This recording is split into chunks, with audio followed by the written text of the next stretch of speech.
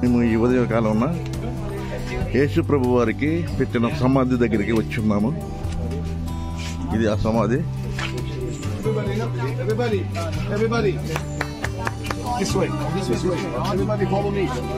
They have their own guide in this place. We will go with the other team at the tour, but communion will be a different tour. Okay? Different communion, one tour. Okay? Come, all of us. Yeah. We'll be with the other group.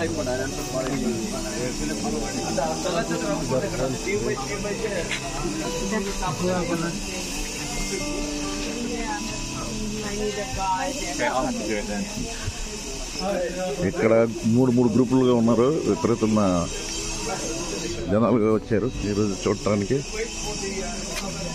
ప్రియ కుటుంబ సభ్యులందరికీ వందనాలు. ఇప్పుడు ఇది ద్రాక్షరసం కానుగా ఆ రోజు అరుమతసేపు ధనికుడు కనుక తన తోటలో నిర్మించుకున్నాడు. దీంట్లో ద్రాక్షరసం పండిస్తూ ద్రాక్షరసం తీయటానికి ఒక గాలి.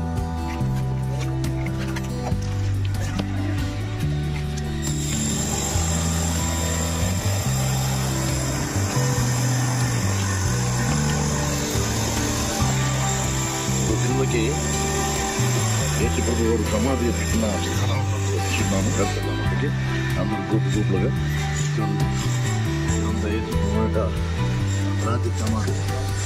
అప్పుడు ఈ సమాధి ఒకటే పెట్టి సమాధి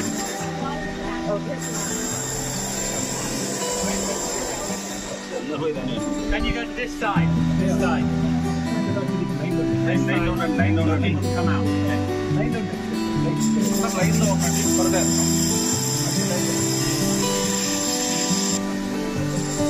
It won't be long.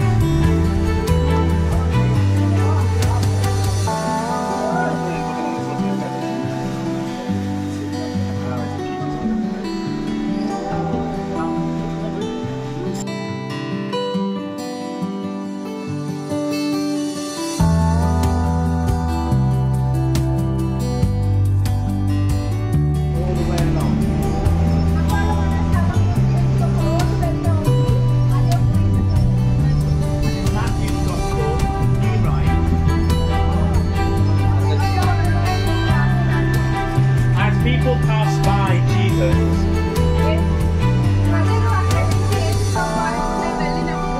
They hurl their insults at him. If you are the Son of God, come down from the cross.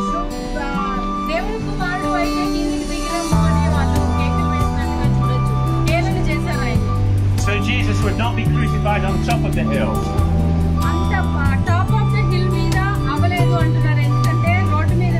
He would be crucified along the roadside. This was how Romans crucified people.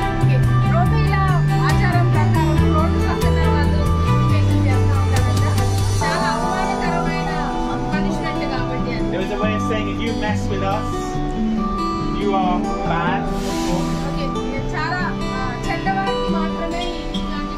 This could happen to you. Which is why they did it along the road as people came in and out of the city.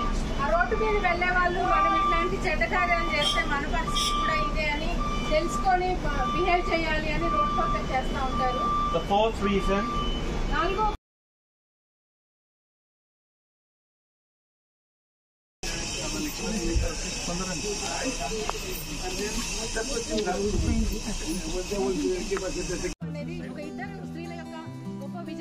Charlotte Hussey and Louisa Hope. Hussey and Louisa Hope. They had the vision that the gospel of Jesus Christ should be proclaimed in this place, in Jerusalem.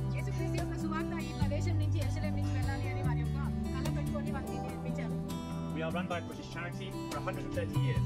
We have nearly 500,000 people come వరకు వస్తూ ఉంటారు. and from 112 countries a year. 112 దేశాల నుంచి ప్రతి సంవత్సరం వస్తున్నారు. And all of them hear the gospel. ఇక్కడికి వచ్చిన వారంతా యేసుక్రీస్తు సువార్తను వింటున్నారు. We do not charge people to come. మేము ఇక్కడికి వచ్చినందుకే స్కాలర్స్ ఇవన్నీ సెర్చ్ చేసి ఇదే పర్టికులర్ యూదులు యొక్క కుటుంబస్తులు తవ్వించుకున్న సమాధి ఇవన్నీ చెప్పడం జరిగింది. అందుచేత మనము ధైర్యంగా చెప్పొచ్చు, యేసుక్రీస్తు సమాధిలో లేడు, ఆయన పునరుత్థానం పొందాడు. ఆయన మనకి భూలోకానికి వచ్చి ఆయన చెప్పిన ప్రకారంగా 3వ రోజున పునరుత్థానం పొందాడు. ఆ సమాధి మేము కళ్ళారా చూసాము అని మనం రూఢిగా చెప్పాలి. అందుచేత మనం అందరం ఒక 2-3 minutes అందరూ ప్రార్థన చేసుకుందాం. ఎందుకంటే ఆయన చిందించిన ప్రతి రక్తపు చుక్క ద్వారా, ప్రతి రక్తము, ఆయన చిందించిన రక్తం ద్వారా ఈరోజు మనకు విడుదల దొరికింది, విమోచన దొరికింది. ఇక ఎప్పుడు వెనకకి తిరిగి చూడకూడదు, ఆ పరిశుద్ధతను కాపాడుకోవాలి. ఆయన రాకడ వరకు ఆయన చిందించిన రక్తాన్ని ప్రకటించాలి. ఆయన రాకడ వరకు ఆయన మన కోసము సిలువలో నలిగిన ఆ యొక్క శరీరాన్ని మనం జ్ఞాపం చేసుకోవాలి.